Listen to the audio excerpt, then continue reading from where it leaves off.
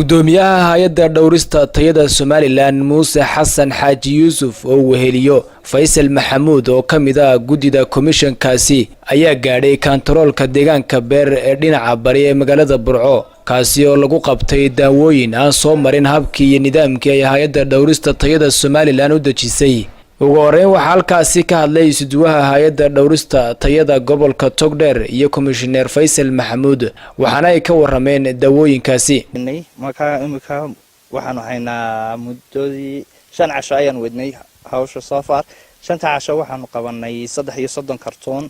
oo ka yimi xuduudka soo dhaafay kuwaasaanu imika muddo aanu maanta aan gudoomiyaha iyo commissionerku ay la eegayeen tijaabadii ugu horeysay maanta beer baanu ku haynaa 30 kartoon oo dawooyina oo aan sharciga waafaqsanayn kii aan u dejinay ayaa maanta halkan yaala waana hawl soconaysa hawshaasina ilaa Sool iyo Sanaagna way soconaysaa galbeedna way soconaysaa waana tiina loo igmaday. gudoomiyaha hay'adda dhowrista tayada Somaliland Muuse Xasan ayaa sheegay in hay'adda dhowrista tayadu ay tallaabo ka qaadi doonto cid kasta oo baalmarta nidaamka hay'addu u dejisay daawooyinka soo galaya guud ahaanba dalka Somaliland. kormeer baan ku soo marnay kormeerkaas oo daarana sidii dawada dalka soo gasha ee xuduudda ka soo gasha loo sugi lahaa tayadooda loo heli lahaa waraaqihii ama dhaqdhaqaaqii sharciga ahaa ee ay dalka ku soo gali lahaayeen annagoo taa tixraacayna qoraalkii ka soo baxay xafiiska hay'adda dhowrista tayada bishii koowaad 7deedii oo mamnuucayay wixii dawad dalka soo galaysay ee aan haysan certificate of origin wax leehdo iyo packing list annagoo taa daba soconna ayaanu halkan ka fulinay hawshaas oo tiimka gobolka Togdheer ay mudaaba gacanta ku hayeen wooyinkaas oo tayadoodiina aan hubinayno packing koodii ama sidii dawada loo soo maamulayna aanu eegayno laakiin waxaanu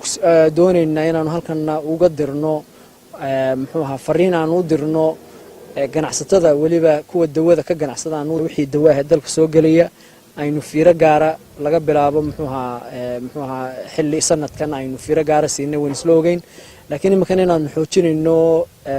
waxqabadkii sidaas oo uu nafaray madaxweynaha jamhuuriyadda Somaliland Mudane Muuse Biixi Cabdi oo nagu faray inaanu dawada iyo raashinka iyo cosmetics ka wada saarno annagoo taa ka duulayna dhawaan insha Allah waxaanu keenaynaa laababkii lagu baari lahaa dawada laababka ka hor documentskan ama macluumaadkan looga baahan yahay dawo kasta inay dalka ku soo gasho ayaanu xoojinaynaa dadka dawada ka keena inay fiiro gaara iyo taxaddar dheeraad ah ay u yeeshaan dawooyinka dalka soo galaya oo ay hubiyaan tayadooda oo waraaqaha ama documentska hay'adda dhowrista tayadu ay waajib ka dhigtayna ay haystaan oo inuu kala aanu doonayna insha Allah inaanu shaqada xoojino oo iyaguna nagala shaqeeyaan si dalkii u helo daway tayo leh oo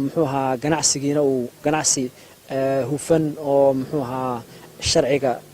lagu soo dabaqay uu noqdo. waa markii ugu horeysay ee hay'adda dhowrista tayada Somaliland ay hawlgal noocan ku qabato deegaanada gobolada bariga Somaliland. Maxamed Mataan Gabalaax, Ariel TV, Burco.